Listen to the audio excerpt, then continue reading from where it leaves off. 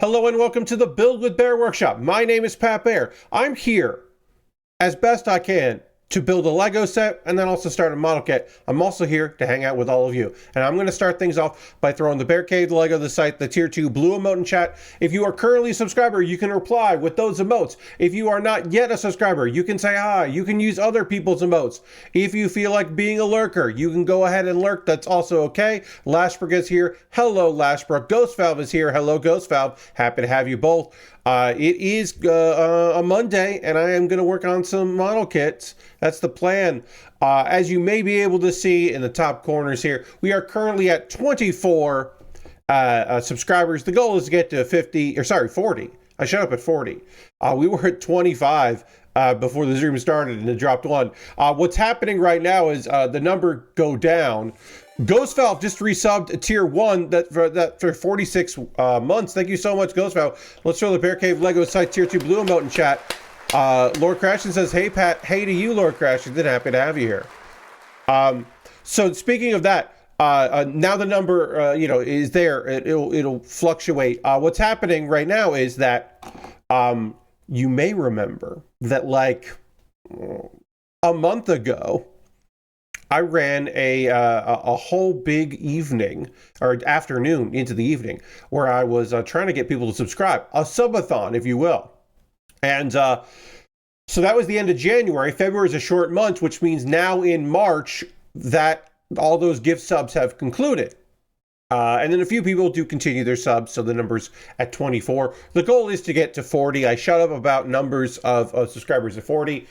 There's another thing you may notice, which is I might look a little different. And I'm not talking about the fact that I trimmed down the facial hair. I'm talking about that the lighting on me right now is much more white than yellow. We still have some yellow lights over here on the side, but the light that's pointing at me right now that will also splash onto the build area is white, and I'm trying that out. I don't know if I like it a lot, but I like it enough. Especially when I'm not using the background, I think I like it more because this room is painted yellow. And yellow light on yellow, reflecting off of yellow walls is not the best. So I am trying to change that up a little bit by using this because the light that points at me here, I can swap between various colors and also the level. So I'm trying out this white instead of the yellow. And it does, I think, make me a little paler, but it should make the build experience better. And it also seems to be better for the background remover. The background remover seems to like this color lighting a bit more than it liked the previous. And that sounds great to me, your friend Pat. But let's go to the overhead camera right now. Let's take a look at things. Yeah, I'm liking how this looks. I'm liking the brightness of our build setup here. I'm feeling pretty good about it. So yeah, I think we're just gonna go through here. If you missed the end of Saturday stream, we began this Lego set. This is Izzie and Bunchu.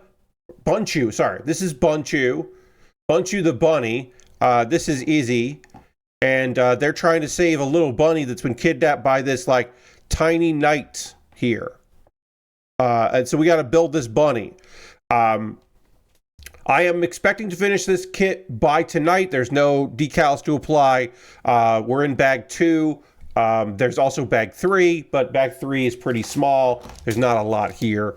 Now, I have to decide which way I'm going to build it. If I'm going to build roller skates or flying. I'm pretty confident I'm building roller skates because rocket skates are cool. Just I think. Me personally, I think rocket skates are really cool, so I want to do that. But the flying, having like a backpack flying, it depends on how easy it is to swap them. They're not like interchangeable, but they shouldn't be impossible to swap between. So that's kind of where we're at. We'll see if we want to swap between those. I want to do like this. I hope you're doing well out there on the old internet. I'm doing just fine. It's a Monday. Today I did a lot of like, I would describe today as a day to do stuff that needed to get done. There's some decorations for St. Patrick's Day that my mom wanted up because we're having people over kind of early. We're having them over this weekend. for St. Patrick's Day, St. Patty's Day, as it were. All right, so, I missed a step here. I need to put these on like that. And then I could take this and put it here. These are the legs. These are parts of the legs. And go like that. Great. So I'm gonna do the other one I need. But yeah, so I helped out, put some decorations up, move some stuff around, and then now that we have both cars in the house, or at the house, it was important to fill the car's tires up with air. Make sure everything's looking good there, because the weather changes. The weather change, I should say, can have an effect on tire pressure. So it's always a good idea to check that stuff out. So I did that. I went for a nice long walk today. It was one of those days where, like, I didn't need a hoodie except in the shade. So I decided not to bring a hoodie with me and just walk. And then occasionally I was a little chilly, but then when the sun was beating down on me and I wasn't in the shade, I wasn't too hot. It's one of those days. I'm looking forward to just getting warmer. I know we're getting in for some bad weather. I did have someone reach out that knows kind of where I'm at. My house is fine. South Carolina is facing some really bad fires in the state. Some brush fires, and the wind has been bad, and that's made things pretty rotten. Myself personally, the people in my community, we're cool. We're not even the smoke path right now, which is great. And then also there's going to be a bunch of rain and stuff on Wednesday, and that will help things out quite a bit. But parts of this county that I am in have been dealing with some bad weather, and they didn't shut down the schools, which felt weird. That felt weird and bad, because like it wasn't about this. It wasn't about like the flames. It was about all the smoke in the air. It's like, hey, that's awful for people. Come on, but no, that is apparently not a problem. It is. Basically, the school system in this area was just like, we'll make arrangements, and if you're late, that's fine. And if you don't, if you're a parent that wants to keep your kids out of school, that's also okay. And it's like, well, then just fucking cancel school then. What are we doing? Lord Crashton says, we're getting into the 50s for the next 2 days before it cools off a bit. Well, enjoy that weather. Get some yard work done if you want to get some yard work done. Do some stuff that you've been thinking about. Yesterday I spent some of the day weeding, because some weeds have been popping up here and there, and I want to get a little bit of that done, because it is a rare time right now where the weather is kind of cooperating, and it was warmer yesterday than certainly today. As many of you are aware, obviously you can't see it because I have my background removed, but what was I going to say? Oh, fuck. I'm back in my bedroom. Audio should hopefully be the same. It might be slightly different just because it's not as echoey in here as because there's more stuff in this room to kind of absorb some of the sound, so it shouldn't bounce around as much as it did in the other room. But I do try to have my levels sound good in OBS, so we'll see. But yeah, I'm back in here, which means that it is a little warm in this room, and I have to get used to that again. We'll be in this period where Lord Crashington wants me to hit the dance button, which I will. We got a new song. We played it on Saturday. Got a new song here with a dance button, and I will play that in just a second. Here we go. All right, we're almost done with this foot here, so I gotta boots and cuts and boots and cuts and boots. But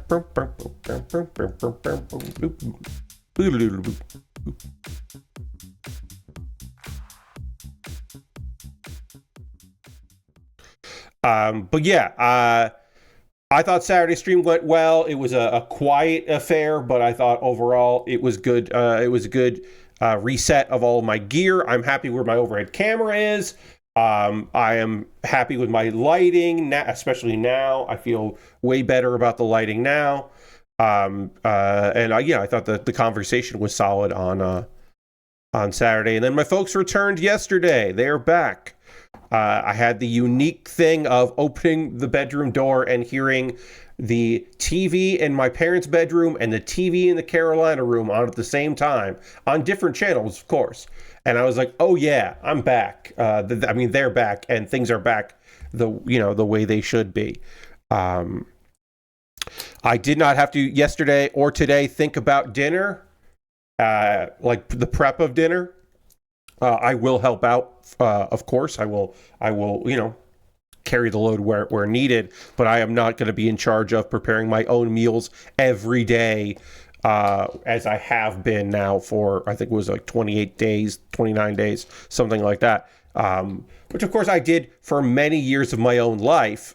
So I'm not saying like, oh, it's a hardship. It's just I got into a routine and now I have to get out of that routine. I'll say this, friends. I did have pizza for the first time in quite some time because I never ended up getting Domino's. We talked about this, how often I would get Domino's before a big wrestling show, and I ended up not doing that. So I watched the Royal Rumble with homemade nachos instead of pizza, and I just never got the urge to order, and then it was like, well, I don't know. I've got all this food, especially at the beginning. I think if it hadn't been like the second day, I might have considered doing it. But because it was the second day, I was just like, well, I have all of this food in the freezer and the fridge. I should just eat that stuff. So, but it was really nice to have pizza. I was happy to have that and get that going. Because it's been a little while. And then we'll just have some foods that my folks like that I also enjoy. Whoops. Oh, no. I meant for those pieces to go together, and then one flew away. So, do I have an extra of that one bite? This might be... I can see where it is, but it's an annoying spot, so I would have to move out of the camera to get it. Ooh, actually, hey, this is a nice thing. I said I don't know if this is an extra or not. I'll put it back. I know this one is an extra. This is an extra because this was an extra from bag 1. I do save the extra parts from previous bags because you never know if you missed a step somewhere. I mean, I never know if I missed a step somewhere, I should say. So sometimes I just keep I keep all the extras to the side. But in this case, that extra just means that later I can go and find that little piece that fell, and I'll just reattach it. So that's nice. Feel good about that one. We should get into it a bit here tonight, and we should talk about the wrestling. We should talk about Elimination Chamber, which took place on Saturday. It was happening during my stream. I had watched some of it. I watched all of the first match, all of the second match, and most of the third match. And then, so I had missed the main event. I guess we're going to jump right into it. And we'll talk about that. John Cena won the men's elimination chamber, which means that John Cena will face Cody Rhodes in one of the main event matches of the 2 nights of WrestleMania. John Cena is on his retirement tour. He is transitioning from part-timer to just straight up retired as a professional wrestler. And he seemingly wants to go to WrestleMania and win the title. Now, that could just be generational talent versus generational talent. The biggest babyface of old versus the new biggest babyface. That could be it. That could have been what they did. The guy that stopped one of the longest title reigns in history, the face of the company, a guy that sells so much merch that kids love, versus the last guy that kids really loved that sold a bunch of merch that was the face of the company. They don't really do babyface versus babyface, but Cena could have been a little heelish. It would have been tough, I think, in a different world to have Cody might have gotten a little bit booed. There might have been people who were like wanting John Cena to win one more title to break Ric Flair's historic record, which is also inaccurate. It's not really 16, but whatever, because they're, oh, whatever. But now we're going to boo John Cena. Now, there will be some people that are still going to cheer John Cena because they think what's happening right now is cool. And you can't help that. You can't help that. You just got to go with the story that you're writing. But John Cena is a heel. John Cena has turned heel for the second time in his career. Nice that John finally gets to be heel. So it's a thing where it's like, I am not going to pretend that John Cena wasn't a heel and not that he acted in a way that people booed him. I'm talking about the Doctor of Thugonomics is a heel. John Cena arrived as a white meat babyface with bad gear, who was an okay wrestler, but kind of thrust into a position in WWE where he was like tagging or trioing with big names, acting like, and they were trying to push that like, okay, Randy Orton, Batista, John Cena. They all debuted around the same time. Randy Orton kind of got hurt pretty early, so he wasn't on as much, and it was fine. He was doing okay.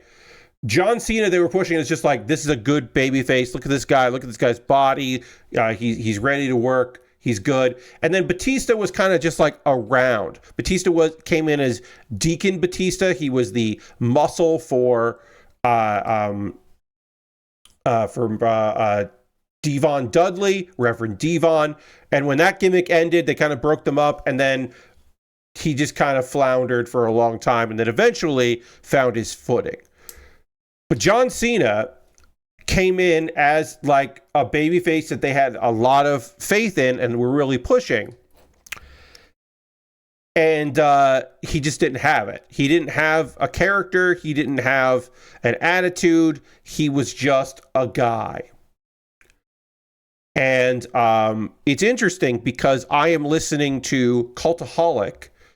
They do retro podcasts for every episode. They started with Nitro from the very beginning. They started with Raw from the very beginning. And they've started with SmackDown from the very beginning. And where they're in SmackDown is just a couple episodes ago, or just an episode ago, or 2 episodes ago, I should say, John Cena dressed as Vanilla Ice at a Halloween backstage segment, freestyled. I mean, he wrote it, but they said he freestyled. Rapped at Stephanie McMahon. And the response was so solid of this like cocky character that he basically kept his job. And that always felt a little apocryphal, those stories, because I wasn't really watching at the time. So it's just like, oh, come on. But watching along and listening to this podcast, like, yeah, no, he had nothing. He had nothing going, and he was going nowhere. And because he was freestyling and insult rapping, he, of course, was a heel. And so John Cena's first heel turn was just as a backstage guy insulting people. Like, and you know that because his first match in this new persona was him facing against Rikishi, who was not a heel and perpetually over. And yeah, and it was like, I don't want to say it was a good match, but it was something. And he was insulting people backstage, and he was rapping. Apparently, John Cena, on a bus or something, on full of wrestlers going from one place to another, when he was not doing well in the company, there were people in on the bus kind of freestyling and hanging out and doing whatever, and he joined in, and Stephanie McMahon heard him and was like, well, he already has the look, and now maybe could that be a character? And so it was kind of decided that like that was kind of decided like, okay, let's give John Cena something. And then so he was Dr. Thugonomics for a very long time. Hey, Lashbrook, saying that's exactly 7.25 years. And so he did that for quite some time. And then eventually they started pushing him. U.S. champion. He cheated to win the U.S. championship against the Big Show. He hit the Big Show with his fist wrapped in a chain because the Doctor of Thugonomics was fun. And also, society at that point was okay with a guy being mean via rap. And it didn't... Hey, Lastbrook. Oh, Lastbrook says, turns out that's exactly 7.25 years. That was in reference to you subscribing with Prime, that on an 87-month streak. That's what the reference was. Like, I did not understand what you meant by 7.25 years at all. I was like, is that about John Cena? I don't know. Let's throw the Bear Cave Lego site tier 2 Blue Moon chat and thank Lastbrook very much. Yes. Yeah, I mean, that's as long as I've been, you know, yeah, you're a very early subscriber. Very early. I want to say I want to say Harold is probably the person who's been the subscriber the longest, but you've obviously been there for quite some time. I want to say Harold is a little ahead of you, but I don't remember how to find out. They made it harder to find out. It used to be very easy to see what was what. And I don't think they made it get as easy anymore. But anyway, John Cena got over as a heel. It worked really well. And then eventually he just became a babyface and kind of never fucking looked back, because he was booked really strongly and he was presented really strongly and he connected with the audience. And it just worked for him. It just always seemed to work, which then led to him becoming Super Cena, where he could never lose and he had to overcome. Then he took some steps back. He got injured. He came back stronger. He came back on some runs and was just like around for a while. We managed to have an era of Cena a couple years ago where he was between projects and like showed up every week, and it was kind of fucking wild. Because of the writer's strike, he just wasn't working. And so he just said, okay, well, I'm committing. And then he committed, and it was kind of fucking cool to just have John Cena around. You put over Solo Sikoa in a match that, like, he fucking definitely worked hard to make that match work. I don't know if it wasn't as successful as it could have been, but he did work really hard. Oh, I believe this is our tail. Great. Now, Bunchu has a tail. Just a tiny little tail.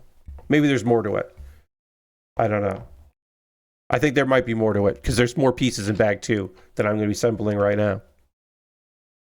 Anyway, John Cena turned heel and sided with The Rock on Saturday.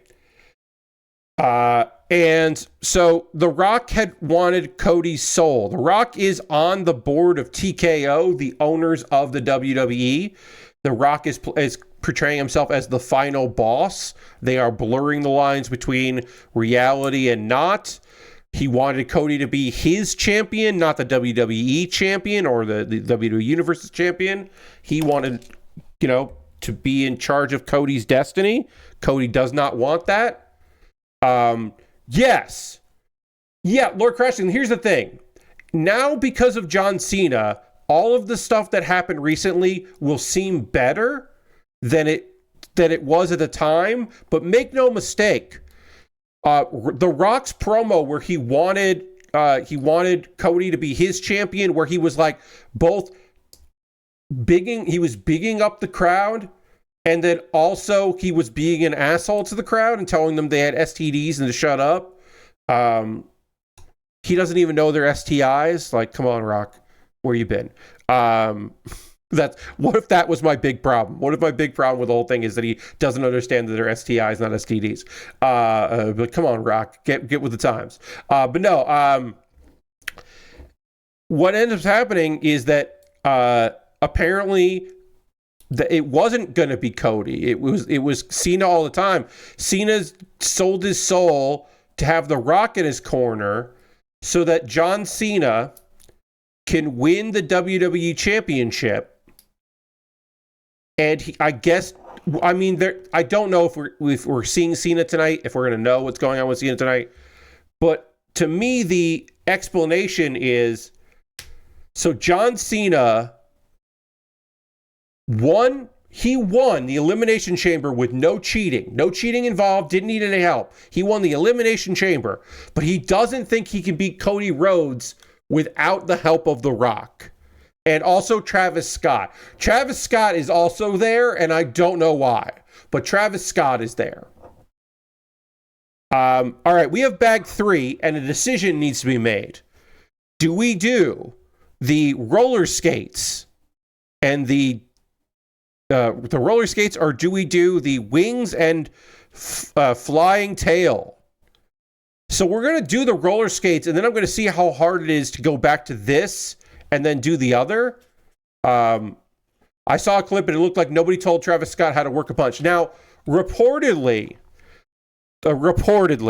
again, we don't know, Travis Scott has gotten some in-ring training because they want him to do stuff in the ring. My guess is they did teach him, and he just is bad at it. Like, it could have been his first time doing a bit in the ring. It could have been just general nerves. But he did not hold back, and it was not great. It was weird. But anyway, I want to talk about the whole show, so we'll get into the whole dang thing. We'll go backwards. The actual event itself, the main event, Elimination Chamber, was really solid. It was John Cena defeating CM Punk. Also, Drew McIntyre, Seth Rollins, Logan Paul, and Damian Priest were all in there. We're setting up Drew McIntyre and Damian Priest to have a feud, which is good. I think those two guys together will do some good work. I think that's totally fine. Logan Paul was in there doing his thing. I hate Logan Paul. I think he sucks. He is a good worker. He is unfortunately a natural wrestler, and that sucks because he sucks. But I do not take away any. And obviously, he's in there with professionals. He's always working with people at a high level. If he was going to an indie show or working with somebody green, it would very much show. But like, at a certain point, you can only make people look so good, and then you also have to be good. And that is unfortunately the case for Logan Paul, who, again, fucking sucks. But he doesn't suck at professional wrestling, and I wish that he did. It would be great if he did. Laura Crashton says, is Drew's gimmick right now that he attempts to win a title or a shot at a title ends hilariously quickly? Not really. Drew McIntyre is...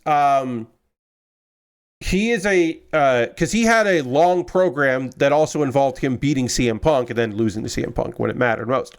But the thing with Drew McIntyre is that he is lost his damn mind, and he believes that everyone's out to get him, but he has good evidence to back him up. He is currently a heel that says awful things, but he's right.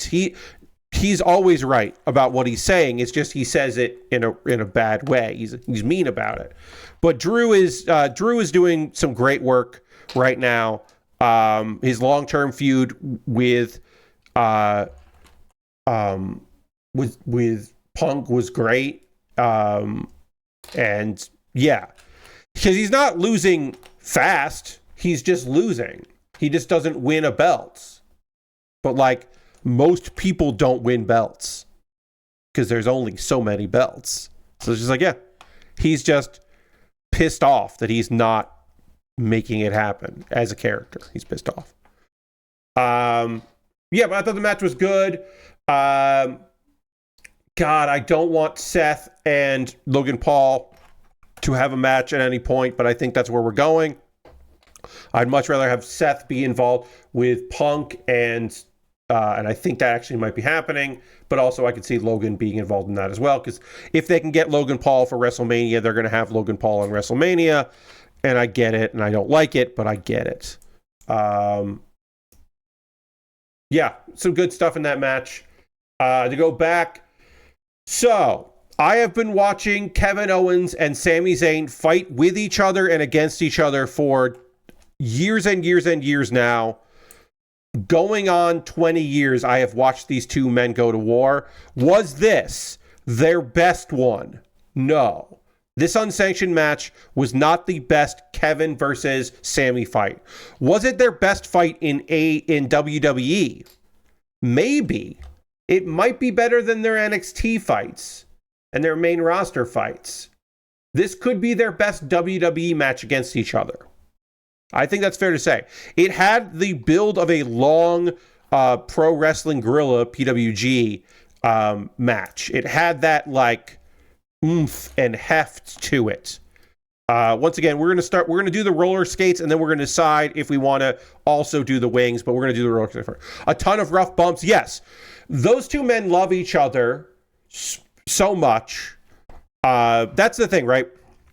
When wrestlers go to war like that, when they're brutal, when they lay it in thick, it is often because those two wrestlers get along so well.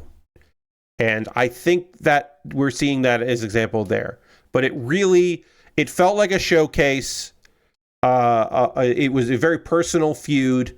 Having a one-on-one match on a pay-per-view these days that is non-title does not happen that often, because WWE has a lot of titles.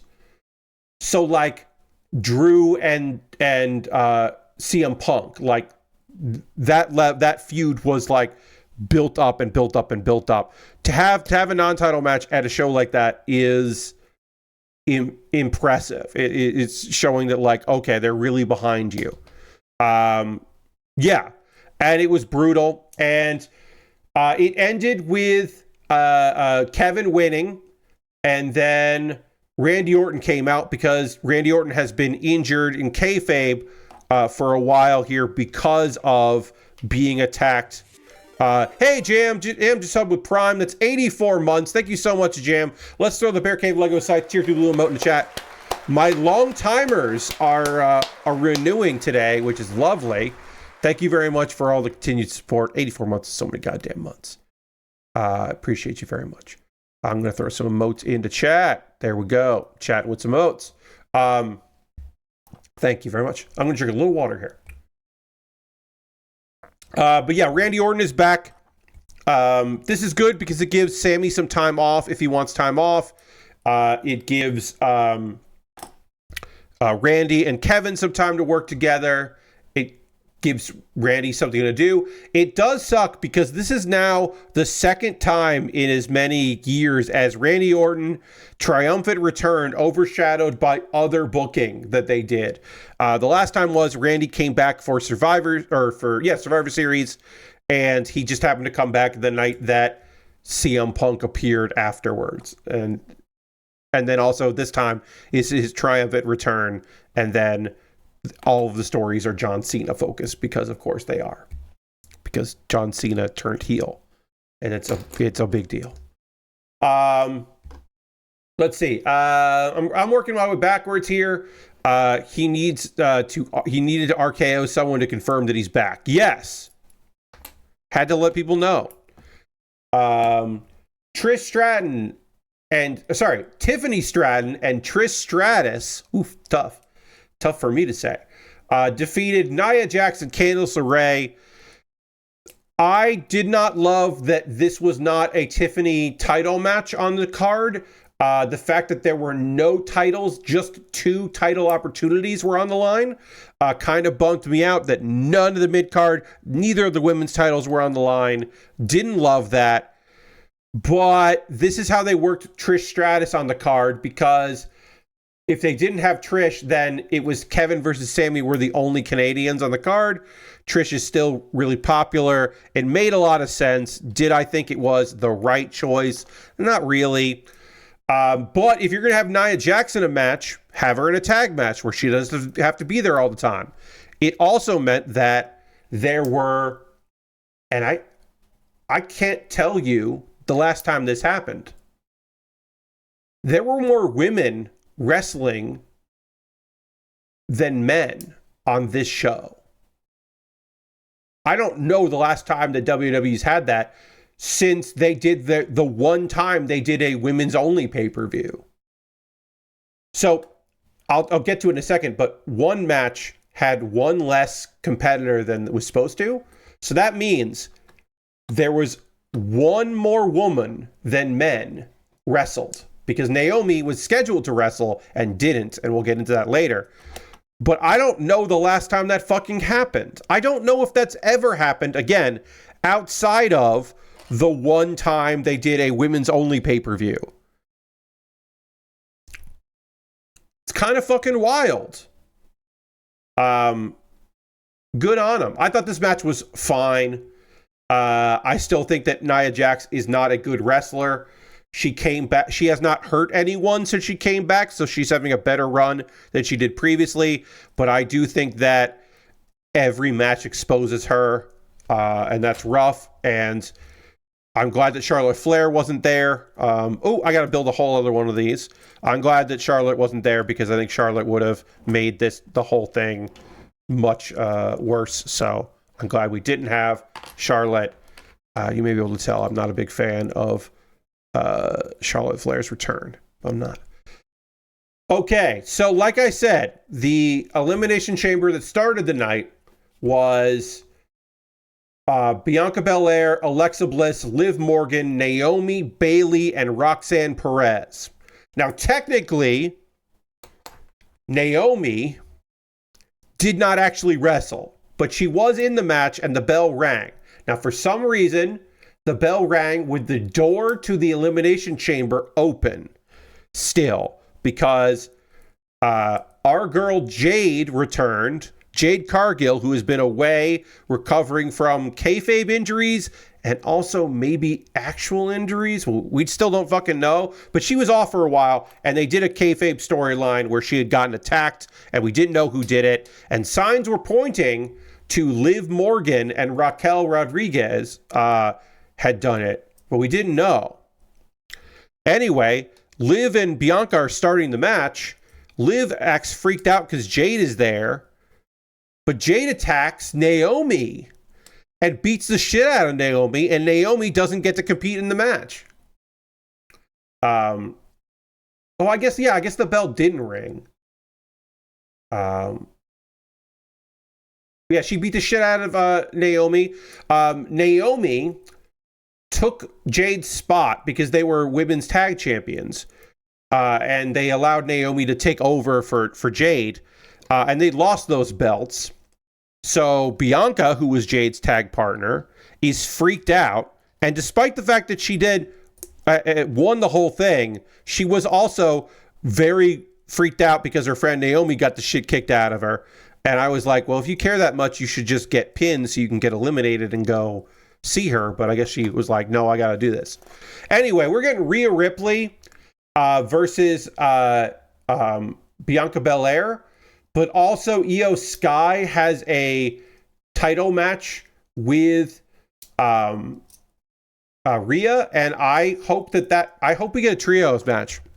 I think Io Sky versus Io Sky versus Rhea Ripley versus Bianca Belair is fucking money. I don't know what happens with Jade if Bianca was in on it and Jade doesn't know that. That could be interesting. If it was just Naomi, they could also play it that Jade was wrong, which would be fucked up, but they could do that. Jade got bad info and the real perpetrator told her. Jade faked her injury this whole time. That seems insane if they went that route. She staged it and Jade has been the heel this whole time. But then why would she do that? Who knows? Naomi was working with Liv and Raquel. I don't know. I don't know how they're gonna do it. But they could do something weird. They could get weird with it if they wanted to. All right, we have our rocket skates here, and now we're going to do our power fists, which I guess the other version of this doesn't have the power fists, so we'll get our power fists together here. We're going to do both versions of this, because why the fuck not? Why wouldn't I do both versions of this?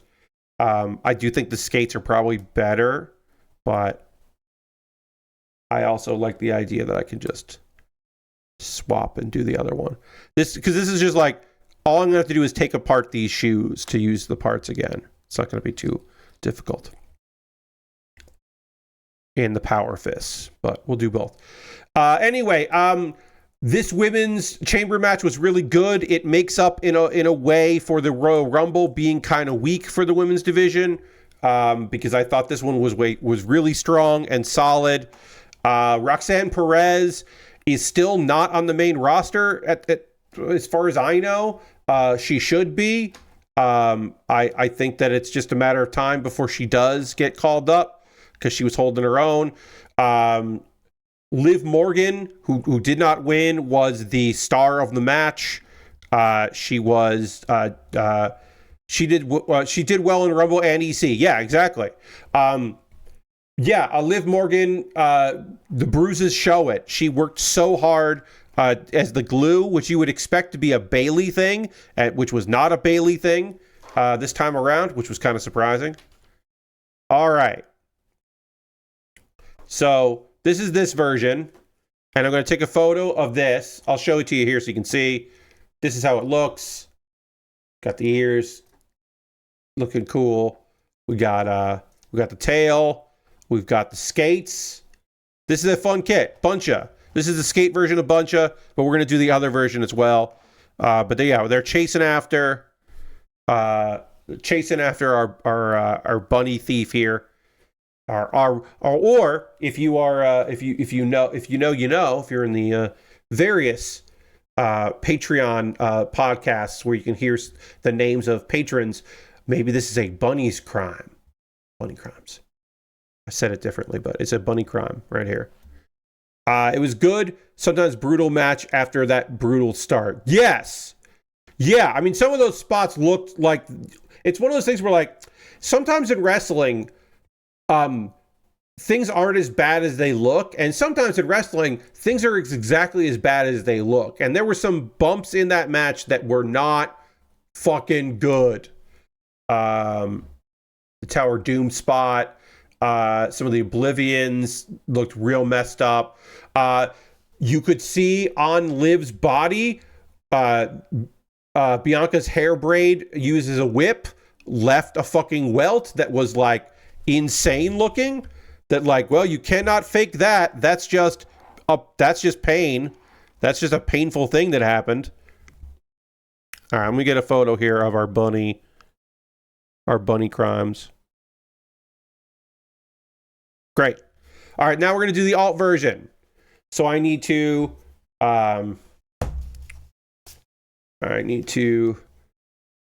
the tail comes off for this version. So we'll take the tail off. Oh, we got to leave this on. We got to take the tail off. Then we got to take these little extra things that come off here. And then the things come off the feet. And then we should disassemble. We're not disassembling the tail, I don't think. But we need to disassemble these skates that we built here. So we'll put the tail over there. We got to disassemble. So we're going to do a little bit of disassembly here. Not too much, just a little bit. To do the other version. But yeah, overall, I thought the pay-per-view was really solid. I watched most of it. I watched some of it after the fact. But I still thought it was a fine show. The road to WrestleMania continues on. Some twists and turns. I'll watch a recap of Raw because I don't watch Raw, and I watch like some of SmackDown. But I mean, I'm in for at least one night of WrestleMania. I have not made the decision if I am taking that Saturday off. I think I will, just because I'm going to be watching so much goddamn wrestling that weekend. So I'll probably take that Saturday off. But I might do a Friday night stream. I might do a Thursday Friday instead of a Thursday Saturday but I might just take off a stream. I don't know. Speaking of taking off, we're still here for a while, but I want to promote a thing. Tomorrow I am here because there is we're going to play the Wallace and Gromit special pack for Power Wash Simulator. So we got that to look forward to tomorrow. But I do want to promote real quickly what I am doing on Thursday. I will be streaming on Thursday, but not in this channel. I'll be joining my friend Xandra on her channel. So here we go. Here's the event. Put it right there. A night of anime-themed rankings using Tier Maker with myself and my friend Xandra over on Xandra's channel. Now, Xandra made all of my emotes, as you may be aware. So let me do a little shout out here. Shout out, Xandra Vandra. Yeah, so if you click on Xandra's name, you can go and give her a follow so you can know what's going on. I will promote this, of course, all on Thursday, putting up places that's where I'm going to be and all of that. But we'll be starting at 8 p.m. Eastern, which is if you're just like Pat, time zone stuff is bad for me. It's an hour before I normally stream, so it would have been would have been like, instead of 51 minutes ago, it's hour 51 minutes ago. But yeah, an hour before I normally stream over on Xandra's channel. We're gonna do a bunch of anime themed tier maker lists. I don't know how long the stream is gonna go. We could have done a joint stream, but we made the decision to just do shared our chats and do a stream together.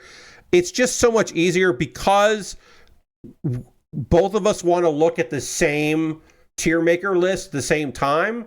And she's going to be controlling it, I guess, is how we'll work that. It's just easier for her to share her screen so I can see it.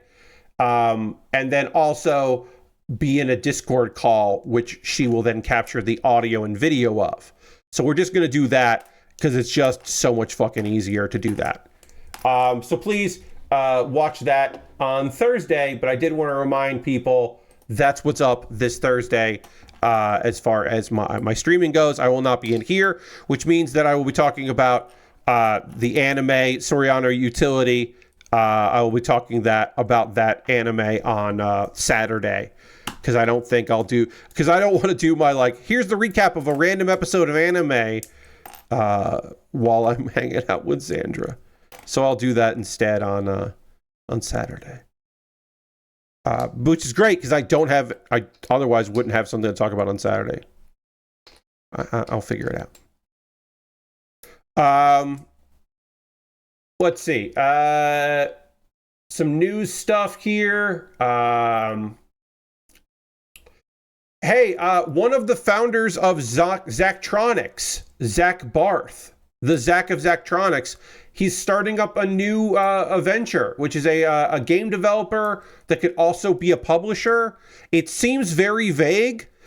You may remember Zachtronics from a bunch of things that they did over the years. In their last big game was Last Call BBS. Then they also had another game called the Zachtronics Solitaire Collection that came out later. Affinifactory, they did puzzle games, they did a bunch of different things. Zach basically he had already, so the thing with Zachtronics is it had already closed down and then restarted. He had a studio, he was making stuff. He closed it down because he got a job doing VR stuff for Valve. He left that, restarted Zachtronics with some new people involved, and then eventually was like, actually, I think I want to get out of game development and be a teacher. And that's the last time we heard from him was, hey, the other person behind the company, whose name I will look up here, the narrative designer or narrative director, Matthew something or other. What's his name? Sorry. Come on, find it. Matthew Burns was already still in control of Zachtronics, and it remains open, so the games didn't get delisted. He was like, and I think it was very honest. Zach was like, well, our games still make money for us, so we want to keep them available and we'll keep supporting them. I just want to try something else. Apparently that's done because he is starting a new studio. They have a game called Kaizen, A Factory Story, which is a puzzle automation game about creating and optimizing factory lines in 1980s Japan. And it seems cool. But yeah, he's back. And also, his studio is working on so apparently, and again, I don't know all the specifics of this. Apparently, Zach, for a teacher that wanted him to make a game, made a edutainment game called Ad Astra. And he was like, oh shit, I like making video games. I'm going to keep doing that. Which, good for him. So there's a new studio. I want to talk about it because that's good news. We like Zachtronics games around here, and that's cool for him that he's back. But apparently it is a very flexible studio where people can kind of come in and out. And that's awesome. And there's a bunch of people coming in. Also, his new studio, Coincidence, has some physical card games coming out.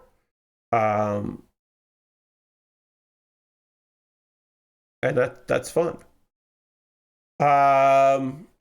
Speaking of a VR, the fact that he worked for Valve for a little bit doing VR for a while, Insomniac has delisted some Oculus Rift games from the Meta Store with no public statement about it.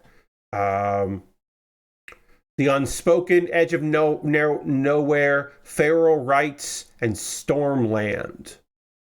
And then apparently this was a journalist, a solo journalist, independent journalist, Dominic Terrason, reached out to the customer support at Meta to ask why the games were delisted, and the response was, you would need to ask Insomniac.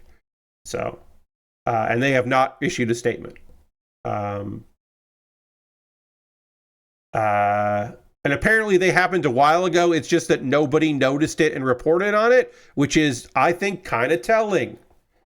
But also, if a high-profile studio can just delist their games, that is kind of rough for the medium in general. It's maybe a little of a, maybe that's a bit of an overstatement, but it does feel like, it's kind of worrisome if you can just fucking say, actually, nah, at any point, you know? But I guess that's true of any game by any studio. Yeah, kind of wild. Let's see. We do have a game studio shut down. The developer of Inner World Duology, or Inner World, I should say, both Inner World games, Say No More, and the upcoming game Rainbreaker, which is coming out in March. Studio Fizbin is shutting down. They are saying that Rainbreaker, that's REIGN, Rainbreaker is coming out on March 18th, and then they're going to shut down.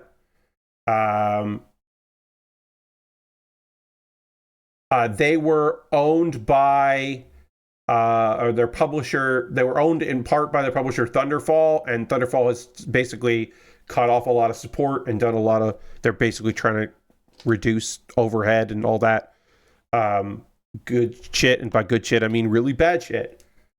And yeah, it looks like the team is going to just get laid off and go their separate ways. And this is the first set of layoffs in March, reported layoffs in March. Who knows if there were any others, but this is the first time it's been reported. After Warner Brothers snuck right in the end of February. This is a Berlin-based studio. They were acquired by Thunderful in 2023. Yeah, they made a bunch of games. They ran for 11 years. And they are working on post-launch support with a small team, basically.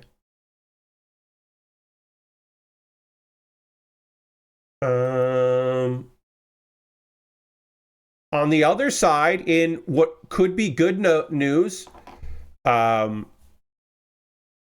maybe, we don't know. Secret Mode is splitting from Sumo Group. Sumo Group founded Secret Mode. This was Secret Mode is a publisher. In 2020, they have been sold to a venture capital group, but it seems like they were sold to a venture capital group because of the people on the teams wanted that, and so who the fuck knows? But they didn't get closed.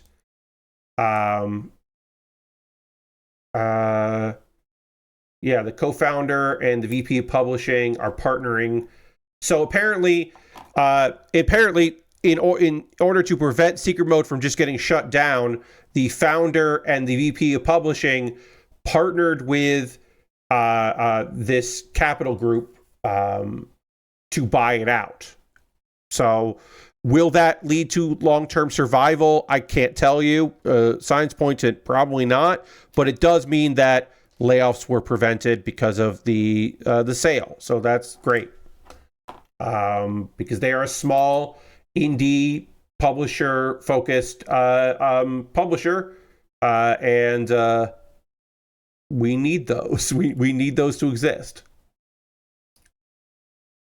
They have published Still Wakes the Deep, Eternal Threads, Wobble Dogs, which I played, and Wobble Dogs is fun. And yeah,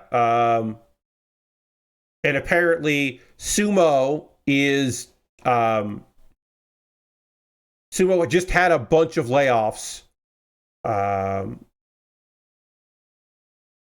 Relic Entertainment is partially has some investment from the same group, so but this is the first time it's a publisher that they've had. But yeah, basically Sumo at some point was like, we're going to stop developing our own titles and we're going to start doing co-development to see how that goes, and then laid off a bunch of people because of course they did. But that also meant by doing all those layoffs that it was very clear that they were not looking to publish and maybe didn't need to have a publisher in as part of their group, an indie publisher. So, I'm building these at the same time, so I can build all of this at the same time here. Wait. Oh no, I can't build this at the same time. I'm building the other stuff at the same time. That makes sense. Okay. Sorry, I got confused. It happens. I'm human. Only human. After all. Let's see. Kenji Ozawa, the co-director of Visions of Mana, has left NetEase and is opening up his own studio. It's a Tokyo-based studio called Sasankwa. And that's just a couple months after leaving NetEase and Anoko Studio. Which may or may not have shut down last year. But of course did probably. We don't know.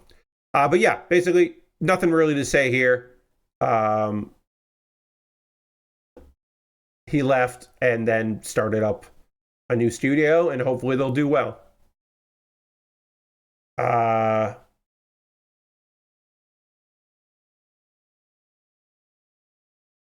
Yeah, and that's the news. I will start working on the wings here for this kit in just a bit. But right now, what's going to happen is the pause for the cause. This is my opportunity to talk to you about ways that you can support the channel. Everything I say right now will be, or I'm going to say right now, is optional. You're under no obligation to do any of these things. If you would like to support me financially, you're more than welcome to, and I will give you plenty of opportunities, different ways to do that.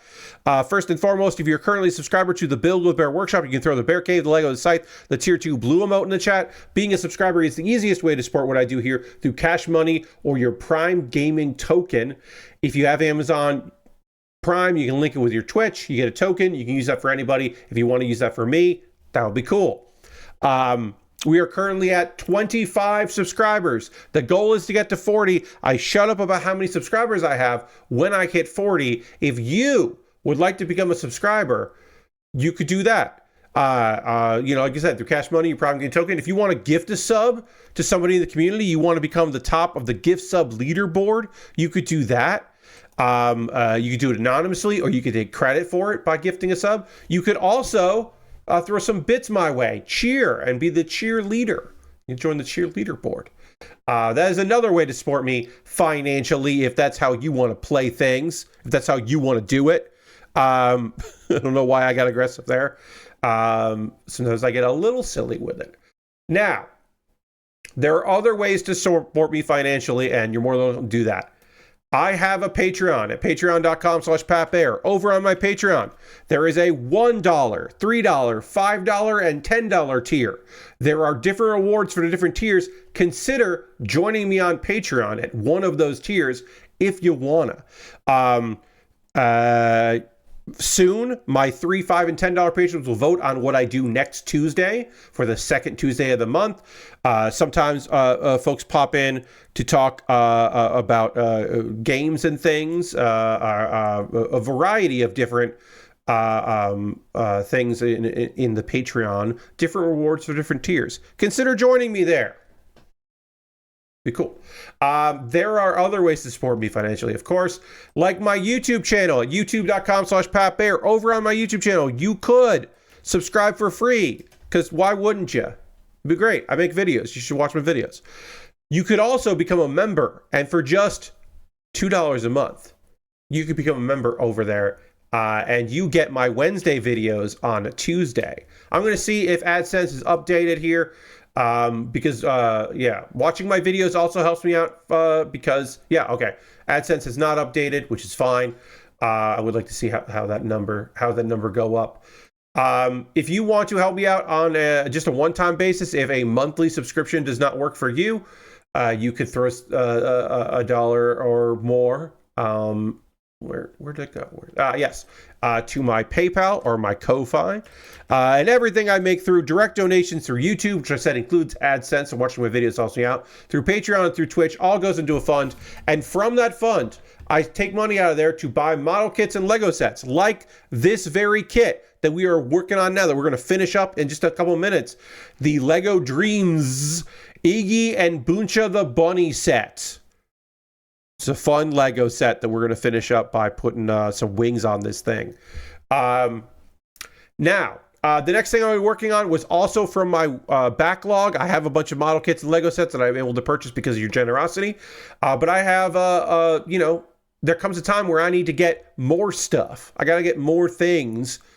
And if you say to yourself, actually, Pat, what if you build a thing I want you to build? Well, you could put your money where your mouth is. If you wanted to, you could buy something from my Amazon wish list. And if you buy something from my wish list, it'll come to me in the mail. I'll make a dedicated YouTube video about the thing you purchased, and then it'll jump the queue and become the next thing that I build.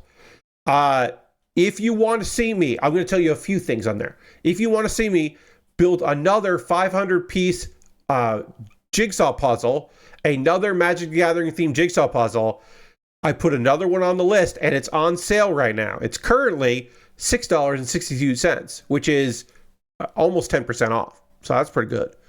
I've got Lego sets and model kits. I recently added some new model kits in the like $20 to $30 range, which I will mention a little bit about. The High Zack Mobile Suit Zeta Gundam, the High Zack, which is just fun to say. I recently added a Lego set of the Donut Truck. That's a cute looking Lego set. I recently added that to the wish list. The Zaku 2 from Gundam Requiem for Vengeance. It's a cool looking Zaku 2 with good coloring. It looks like it looks rusty, which is neat.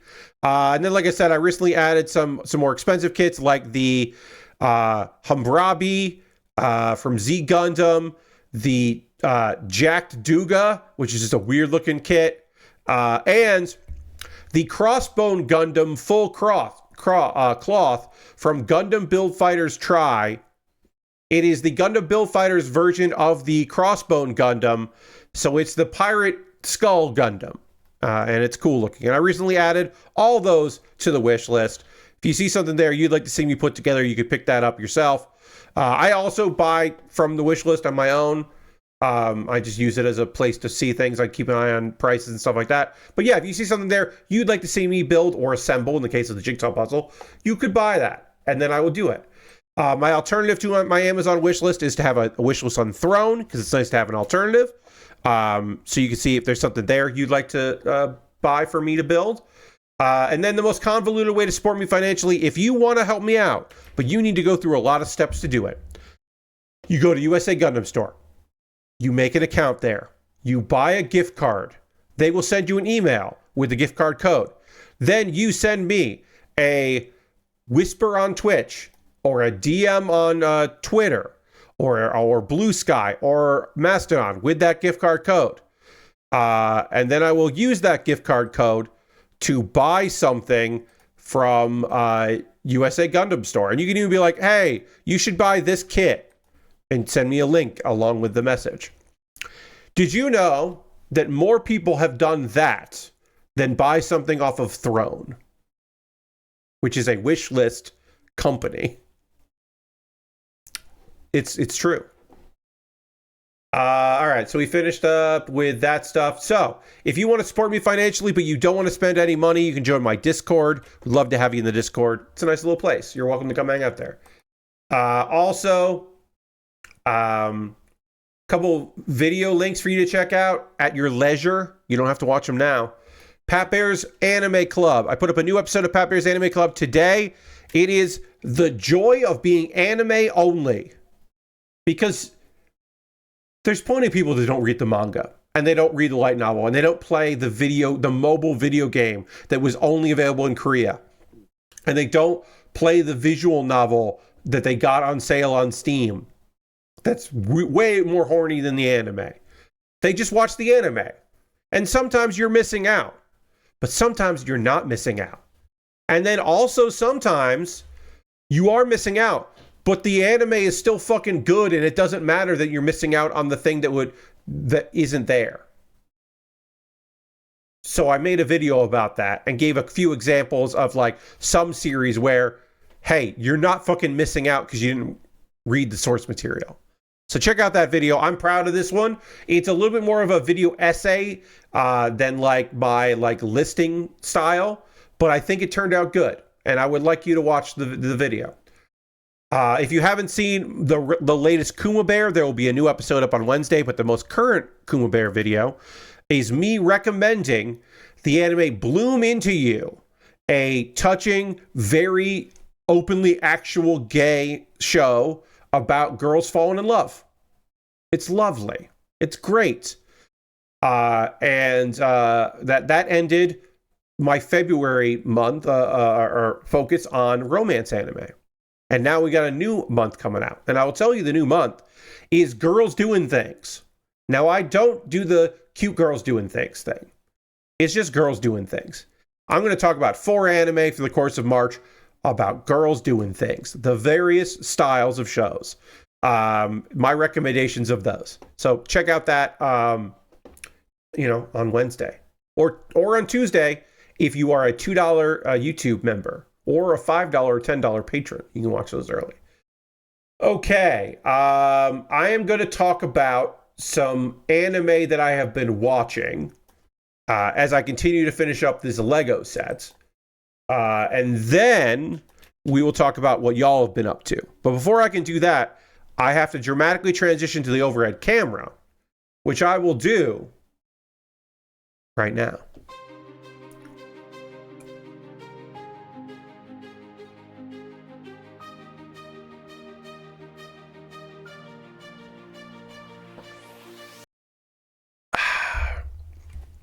That was also your cue, folks, to drink some water, stay hydrated, or whatever you got there. But yeah, stay hydrated out there, friends.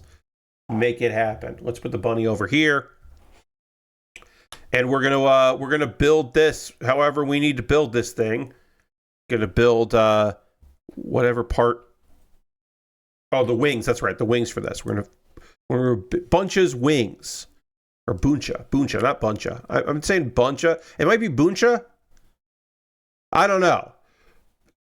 Buncha the bunny or Buncha the bunny. Either way, doesn't matter to me. Let's talk about episode 8 of Sakamoto Days, and then I forget what the number episode. Let me check the notes here. Episode 9 of ZENSHU. So Um, we're still in the lab. There's been some fighting here. There was like a bunch of scientists got a bunch of scientists were working at this lab, and this is the lab where Shin used to be, where Shin got his psychic abilities. So that's where we're at. Now they tried to infiltrate it. They're trying to. There are people there that are also trying to. They're trying to kidnap Shin, and they succeeded in it. They didn't. They kidnapped Lou instead. Taro's there, and there have been some fights. We cut away from that, but we don't go to there. We start episode 8 with the Sakamoto's store, and Heisuke, who is bad but maybe isn't bad, he comes in looking for Sakamoto, and Sakamoto's not there. And then he finds out that he's not around, and but his wife is like upset because Shin's not there, Lou's not there, Taro's not there, nobody's around. So Heisuke is like, me and Pisuke are gonna find them. Don't worry about it. So they leave, and I was happy I had these notes because I probably would have forgotten this scene happened because a lot of stuff happens in this episode. I'm going to skip like big chunks of it because I'll say this. My overall thoughts are I do not care about the order. I do not care about, I really don't care too much about the guys that used to work with Taro that might not actually want to kill him. I don't care about them, and they are prevalent in this fucking episode, and their backstories are in there, and I just kind of don't care, so I'll probably gloss over a lot of that. Anyway, meanwhile, Lou is interrogating the scientist, Asakura, about what happened, what's going on. The guy named Mad, who is like the guy in charge of the group that took over the lab, recognizes Sakamoto, like is just like, wait, I know who you are. And Taro goes to punch Sakamoto, or sorry, Taro goes to punch Mad, but instead punches his friend Shin, and he's just like, what just happened? Why did that happen? So apparently, when Taro got hit with that needle, the needle has some kind of drug in it that is messing with his brain, and Mad can control who he's attacking, which is fucked up. It's a fucked up thing that he can do that. But immediately, Taro just goes to punch Shin, and then hits Mad by mistake. So that's not the end of it, but it was very funny how little time it took for Taro to go, well, I wonder if I try to hit the wrong person, will I hit the person I want to hit? And that might have fucked up, and he might have punched Shin by mistake, but he already punched Shin, so I guess he just said, fuck it, I'll figure it out. But I found that very humorous, that he was just like, well, I gotta punch something, we'll figure it out. Meanwhile, Asakura reveals to Lou that Shin has psychic abilities because of him, because of his experiments. That he gave Shin that a friend of his left Shin in his care named Ando, which we don't know anything else about Ando. I finished this, by the way, so here's the other version of it. It's the flying, it's like a little bit of like a bee, kind of. It's like a bee bunny. I don't like this as much as the roller skates. If I was going to display this, I would put the roller skates back together and not have this like, I assume that the wings and this bee stinger are a reference to the cartoon show, but I don't like it as much. But I'll still take a photo of it. I like this. I like the rocket skates way better than this myself, personally. We'll take another photo here. But yeah, so Shin was left in his care. Asakura was doing research, and Shin drank this concoction, this potion, basically this drug cocktail, I think is how I would call it. They use concoction a lot, and that let Shin start to read minds. And then, of course, unfortunately, the other scientists there had really negative opinion of Shin. And Asakura is just like, I will cure you. I will figure out a cure. And Shin's just like, no, that's fine. And your research is awesome. This is cool. And then Shin leaves, and that's it. He never comes back. Lu is like, well, you need to make amends with Shin. You need to find Shin. I'll help you find Shin, and then we'll like fix this. Which is because Lu is a good lady. It's a cool lady. All right, we're done with this. I have completed this Lego. Like I said, if I was going to display this, I would use the roller skate version. This Lego set was fun. Lego DREAMZzz is a cool little show with some good. I mean, I don't know the show, but the sets that come out of it are very cool, and I like them. So I would certainly consider buying another one of them. I'll keep my eyes peeled for more Lego DREAMZzz and see if I want to pick those up in the future. But for right now, no, not the Zuda. Sorry. We're going to start working on the Black Knight Squad Calria, because we got some time left on stream to work on the Calria. So we're going to start the Calria. I'm going to make this bigger for a second so you can see how fucking dope it is, because it is fucking dope. Look at this thing. It's gorgeous. Such a gorgeous looking kit. It does unfortunately come with a ton of fucking stickers. This is some of the most stickers I've ever seen on a kit that is not a premium Bandai kit. Now, some of these stickers, obviously, we're not going to use all of these. I believe these are different eye stickers, so we can choose. And I think these are all for the... Also, a thing about this kit that I need to say right now is, look at all the beams. Look at all the beams that comes with this kit. There's so many beams that come with this. That's because this has some V-fins that we will build at the end of it. Because it's got its wings kind of shoot up. All of those purple stickers are going to be around like here, this thing. And I think that'll look cool. It's got a gun, got claws, got swords. But yeah, it's got these kind of like little fin things that pop out. And so all of those have beam sabers that come out of them, which is just cool as hell. I love a night themed kit. You know that about me. That I just love that shit. And we're starting with the head. No poly caps. Starting with the head of this. But I kept opening like bags and getting more and more of these. And I was like, what the fuck? We will have a sticker right off the bat, which I'm not thrilled about, but we'll get to it as we start working on this. And then going back to Sakamoto days, Asakura, who has been imprisoned,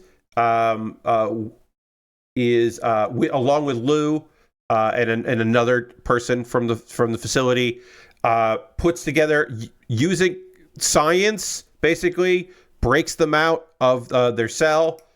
Taro and Shin have been fighting against Mad, and we get a good long chunk of this fight. Apparently, Mad can decide to turn on and off the needle that is injected Taro, so that even if he's thinking about punching the right person, he punches the wrong person, which is very convenient. And if he was better at fighting on his end, he would be able to clobber both of them. Taro and Shin start working on a plan to defeat Mad. And then they do. And it's not a particularly challenging fight, but they win. And so Taro and Shin leave the scientist that this guy was going to kill behind. Let's see. Shin is starting to... He knows this place, so he's just like, here's where we need to go if we want to find the people that we're looking for, because they need to find Lou. He would probably want to find the scientist that, he knows, but the important thing right now is to find Lou, their friend who got kidnapped. Taro falls through a trap door because having psychic powers doesn't mean you know about traps, which to me makes sense. So now they're separated. Meanwhile, there's a whole long thing about how the Order people and the people who are part of this group and a bunch of people got murdered, and there's some infighting happening. A bunch of people got killed that I do not care about, and I think I'm supposed to care about some of these minor characters from the Order, but I don't. But I think I'm supposed to. Yeah.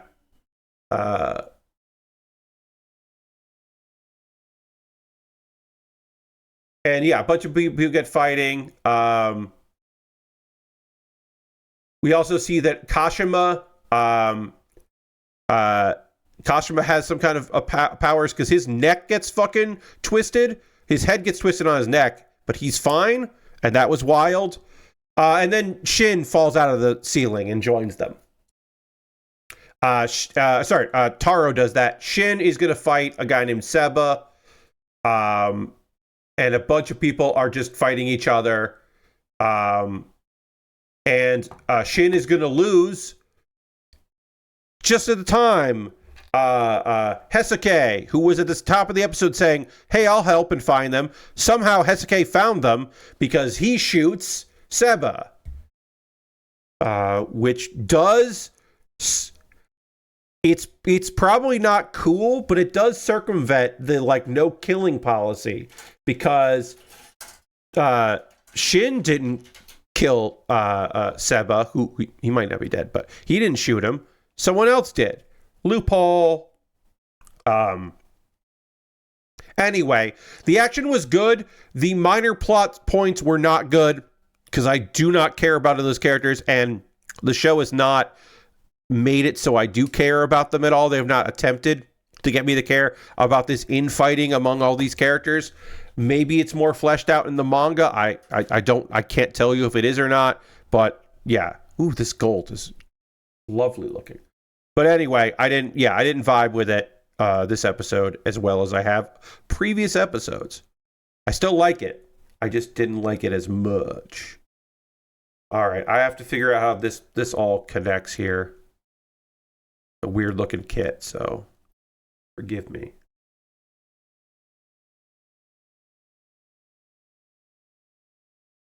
Go like that. I think it goes like that.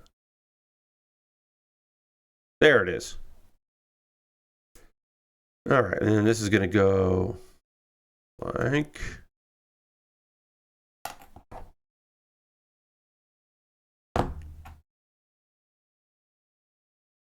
that. There we go. Ooh, that's lovely looking. I really like this gold. Nice looking kit. All right. Now there is a sticker here that is going to go on this piece. That is the eye sticker. And we do have to decide how we want that to look, which sticker we want to go on, and then this is going to go on. Yeah, okay. So I have because we're gonna talk about ZENSHU, episode 9 of ZENSHU. But I have to decide which eye sticker I'm going to use. I have some options here. I have one red eye, tiny red eye, a line, or no eyes. I like a little bit of red. It's not really going to be the noticeable, but I like a little bit of red here. I'm going to go with the little eye there. I think this is the coolest sticker. The nice thing is if I really fuck up a sticker, I have other ones. So I can swap those out. But I like the one red eye. That is a classic. for a reason. Get this. There. Oh, like I said, if I fucked up this sticker, I could always put on another one because I have them. It's nice to have options. Because, you know, often if you have an eye sticker, you fuck up your eye sticker, then your kit just doesn't have eyes. And who wants that? All right. There's one other sticker we got to put on here, but not for a second. So we'll get that. And then this is going to go... Look at that. Yeah, that looks pretty fucking cool. And then this is going to go like that. Damn, this looks pretty fucking rad already. Okay, and then I need the... Oh, and I need 2 stickers here. 7 and 8 are stickers here. 7 is... goes in the front. And 8 goes in the back. Okay. Sorry, my eyes are bothering me here. It's probably being outside and doing yard work stuff. It's probably catching up with me because I did take an allergy pill. But I took a Claritin, but hopefully it's, you know, just something in the air. Okay. Now I want to tell you about, as I get ready to put on some tiny-ish stickers here. I would like to tell you about episode 9 of ZENSHU.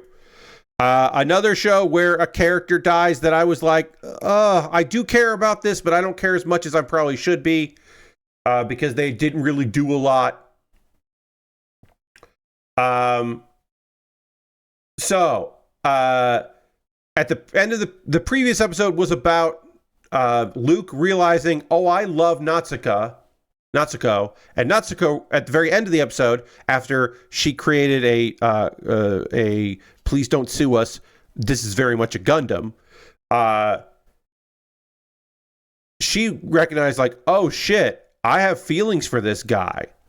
Wow, okay, I also have I don't know if I love him, but I have a crush on this dude. And this is big for both of them. They have not really talked about it. They haven't really chatted as much. Luke it keeps remembering all of the friends he had previously that passed away in fighting the voids, and how he's not really over it as much as he'd like to think he is. So we do get a little more depth to the character. And apparently he was close to falling into complete despair and giving up. But then he met Natsuko and realized that he fell in love with her. At first, he just thought that he was infatuated with her power. But it turns out, no, it's her heart. He had fallen in love with her heart and her bravery. Just totally fell in love. All right, I gotta figure out how these pieces go together here. So, hold on.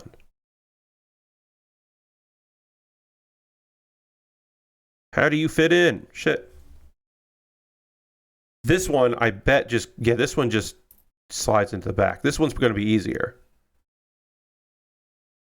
Right?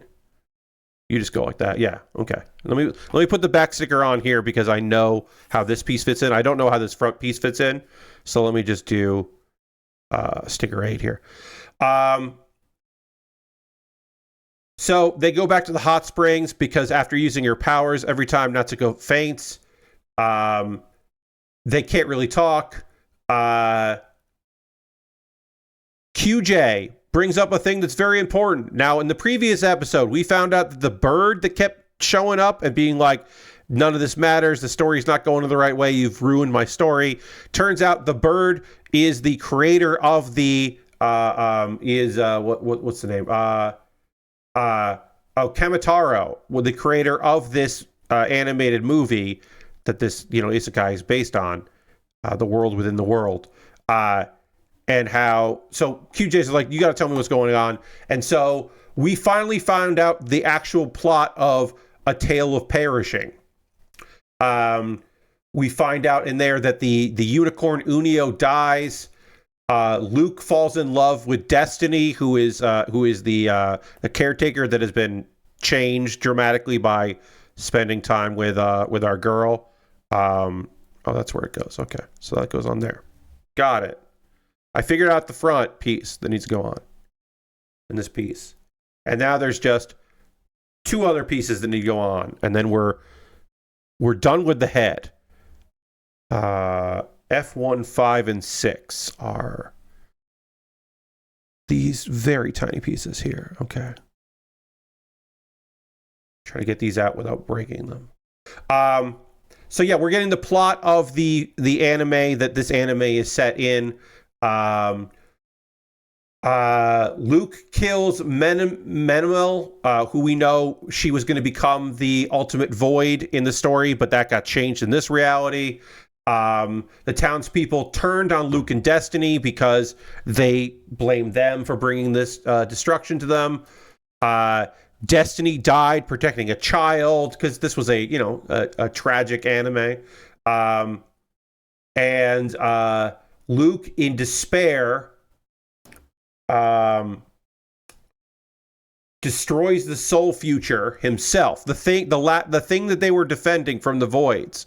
He causes the end of the world because he's so messed up about what happened.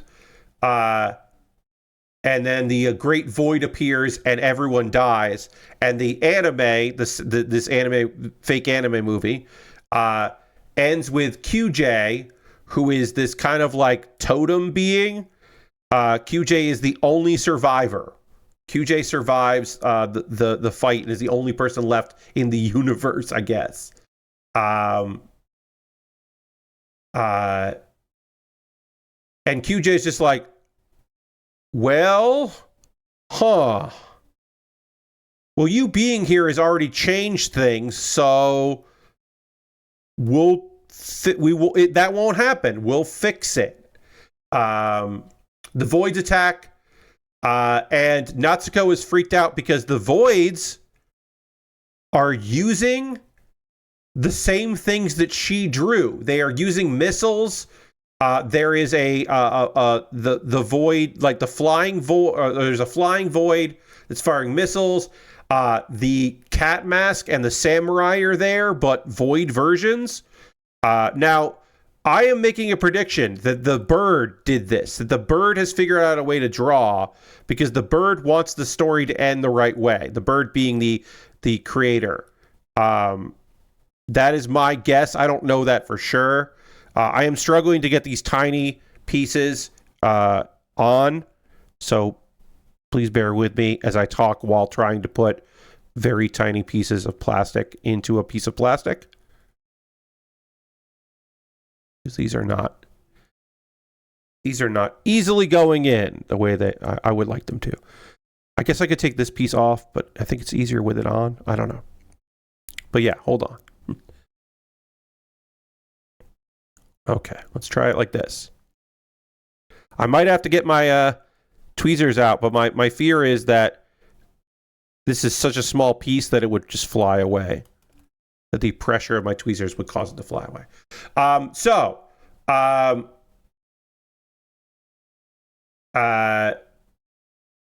Unio and Melon are wounded by the missiles. Luke defeats the wrestler and the samurai, but is also hurt. Everyone's fucking hurt. Natsuko doesn't know what to draw because she's afraid the voids are just going to copy it again. So she's kind of like stuck. Like she wonders, is there actually anything I can do? Is this all destiny? Or is this all fate? And then a missile blows up her desk, so she can't even draw anything. And that's the episode ends with QJ, who we just learned survived the animated movie,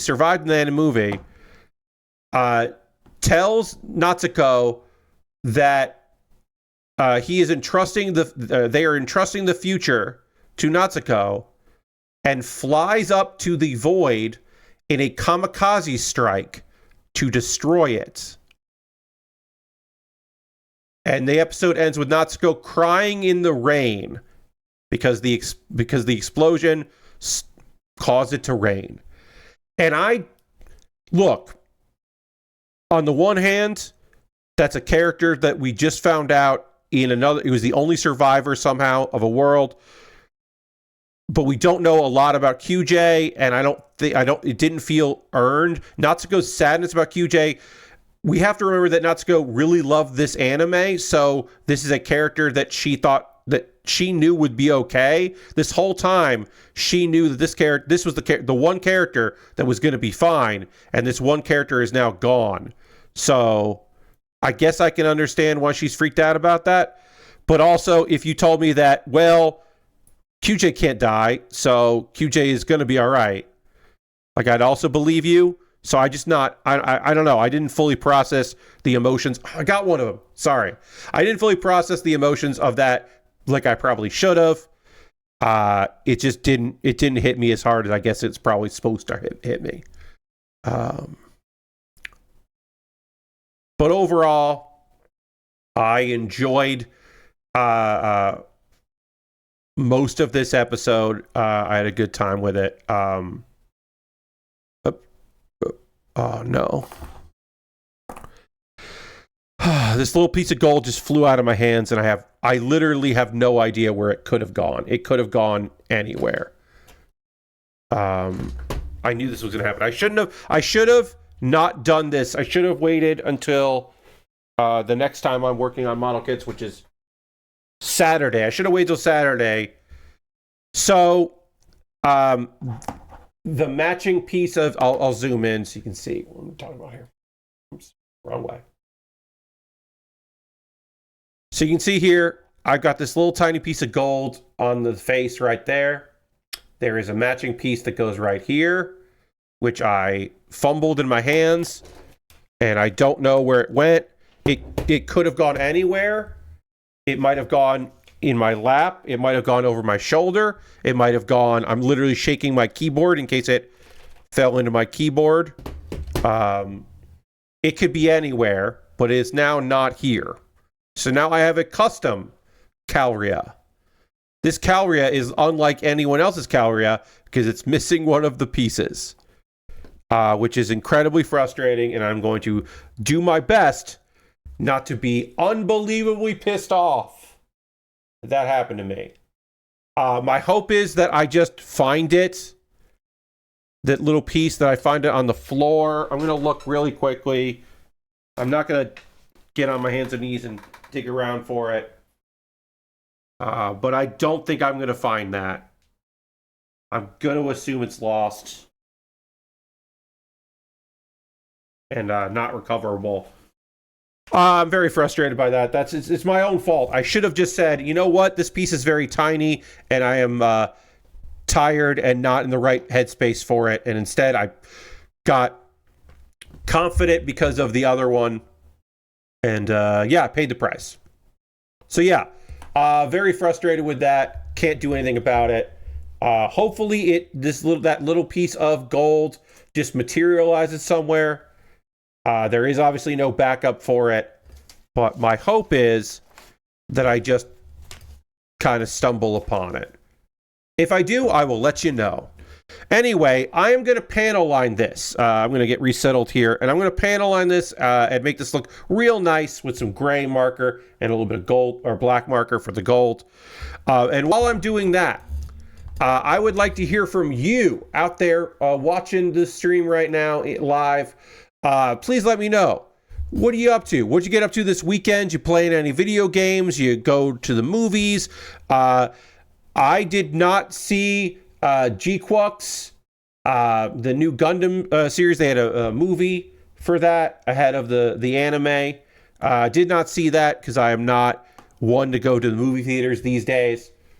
So we'll zoom in a little bit more here. So I did not go to see that, but I know some people have.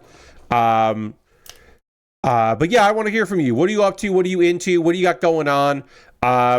This weekend was a lot of Helldivers 2, which is great. The crew has been missing that game, so we got back into Helldivers 2, and I had a good time with Helldivers 2. I did play a little bit of Marvel Rivals because we had some downtime. I obviously watched the wrestling show. I watched another wrestling show as well. This past weekend had 2 Tokyo Joshi Pro Wrestling shows, and I watched both those, and they were both really fucking great. Always love watching TJPW. Not this weekend, but the following weekend, I'll be checking out their big show. Their next big show is coming up in 2 weeks, so I'll be watching that. This weekend, I will, of course, be watching I'll have a great time. I think I'll have a great time, and I know you should check that out too. But I'll be watching AEW Revolution, which is on a Sunday, so I don't have to miss it live, and I don't have to not stream in order to watch it. So that's great. I'll watch it on Sunday.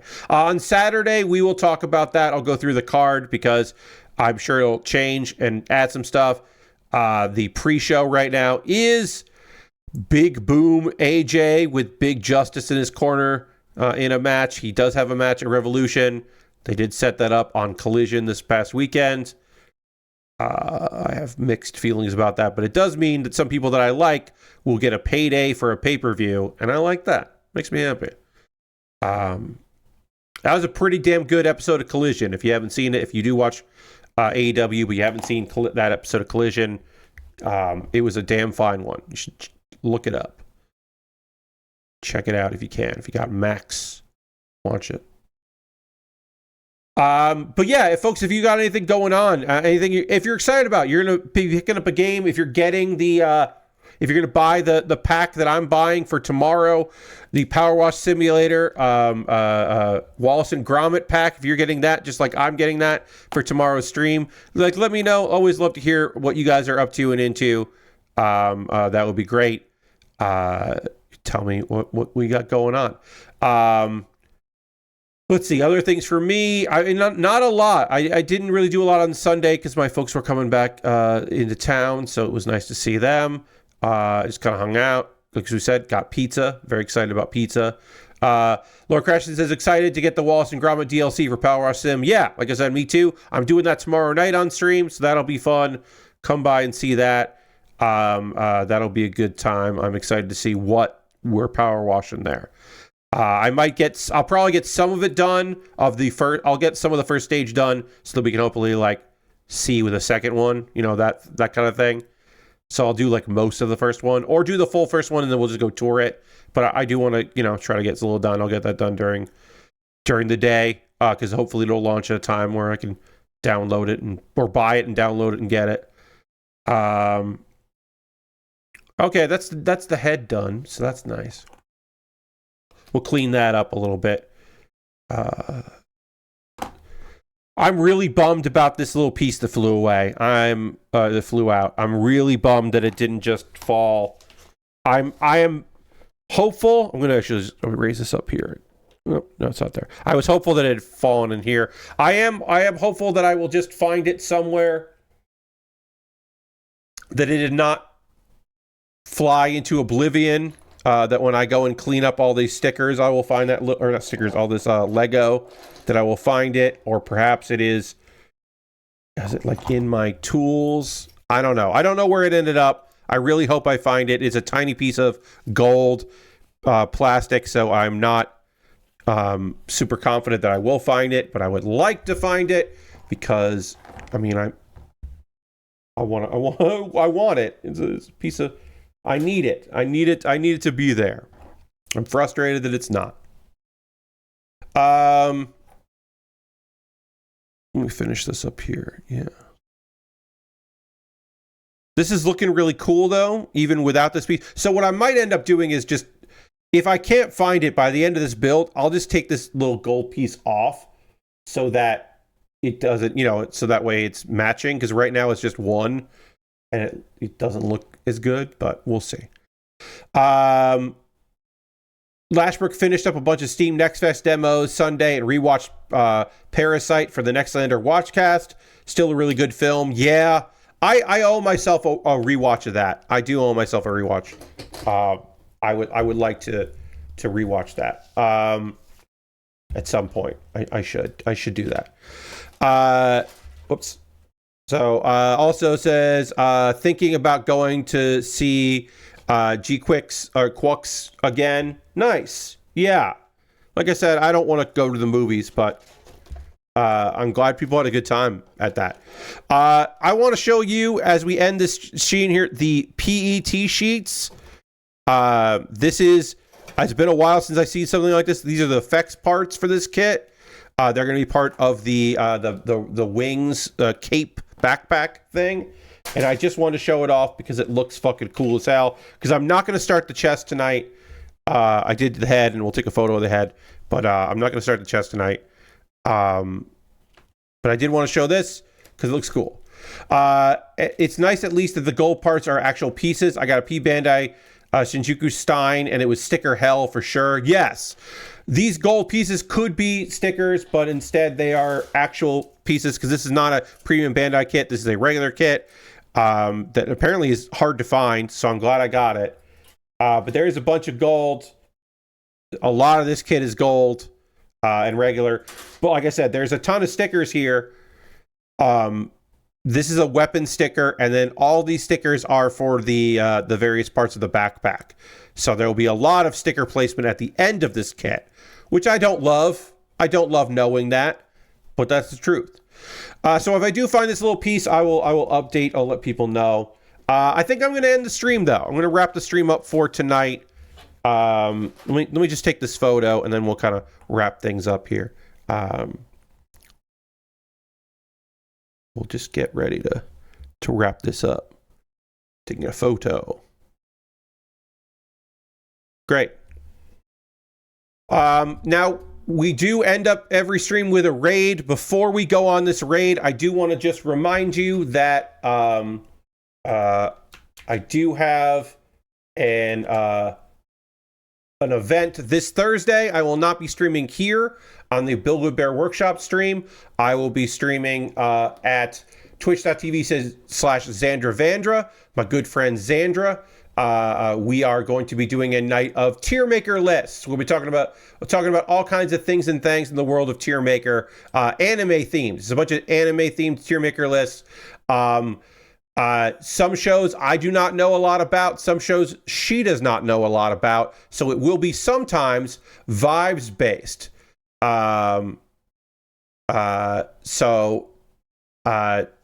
Check that out because it'll be a good time. Oh God, I can't believe Mary is playing this fucking game. This does not feel like a Mary game at all. I mean, Mary does play horror, but not... Oh, I should make this go away here. Mary plays horror games, but not this kind of horror game. We're going to go raid Mary Kish. Mary is playing My Side, which is a puzzle mystery thing about a yandere demon woman girlfriend of yours. I'm surprised she's playing it, but we're going to go raid her so you can go see this. Don't take my word for it about it being a weird game. Find out from Mary's own voice. Thank you all so much for being here. I hope you have a great rest of your night. Come back tomorrow for some Power Wash Simulator. It'll be fucking chill.